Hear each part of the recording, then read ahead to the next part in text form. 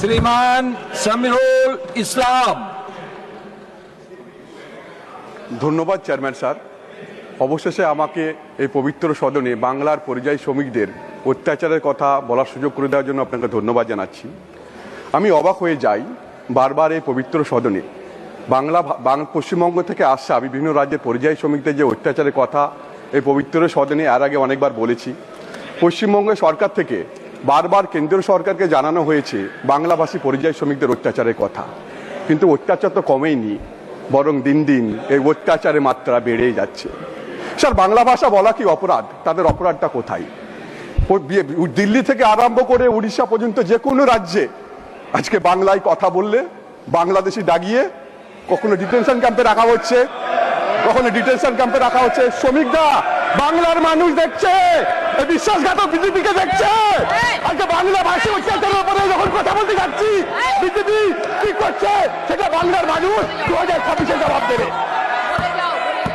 Sir, আজকে বাংলা ভাষায় কথা বলা কি অপরাধ? আজকে বাংলা ভাষায় কথা বললে ডিটেনশন ক্যাম্পে রাখা হচ্ছে, না হলে আজকে ডিটেনশন ক্যাম্পে রাখা হচ্ছে, না হলে অনেককে বাংলাদেশে পাচার করে দেওয়া হচ্ছে এবং অনেকে এখনো বাংলাদেশে পড়ে আছে।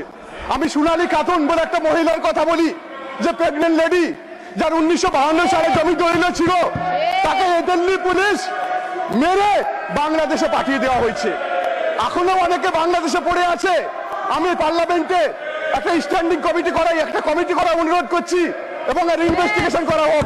এখনো অনেক লোককে পাওয়া যাবে যারা ভারতবর্ষের বাসিন্দা, যারা এখনো বাংলাদেশে পড়ে আছে।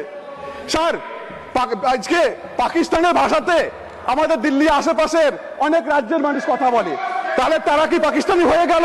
আমি আপনার কাছে জানতে চাই স্যার।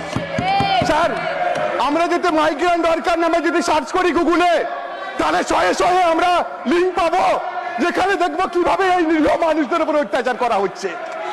এই বাজেটে পরিযায়ী শ্রমিকদের নিয়ে একটাও কথা বলা হলো না, অথচ আমাদের মাননীয় মুখ্যমন্ত্রী Mamata Bandyopadhyay migrant worker welfare board তৈরি করেছে। আমরা স্যার তন্ন করে খুঁজেছি, পশ্চিমবঙ্গ থেকে মাত্র 30 লক্ষ মতো মানুষ যারা বাংলার বাইরে কাজ করে, অথচ বাংলাতে কত লোক কাজ করে জানেন?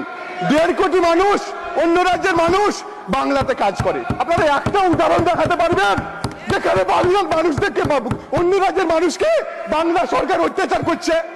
আজকে আমরা এই মহতী সদনে বসে আছি। দেশের প্রধানমন্ত্রীকে মহতী সদন তৈরি করার জন্য শ্রম দিয়েছে, দেয়নি। পুরো সাংসদ শ্রম দিয়েছে, দেয়নি। আমি শ্রম দিয়েছি, দেয়নি। আপনি দিয়েছেন, দেননি। সেই দিয়েছে এই পরিযায়ী শ্রমিকরা। তারা রক্ত ঘাম দিয়ে এই সংসদ ভবন তৈরি করেছে, বড় বড় ব্রিজ তৈরি করেছে, আমরা যে বাড়িতে থাকি তারা তৈরি করেছে। আজকে এই বাংলাভাষী পরিযায়ী শ্রমিকদের উপর অত্যাচার কেন করা হবে?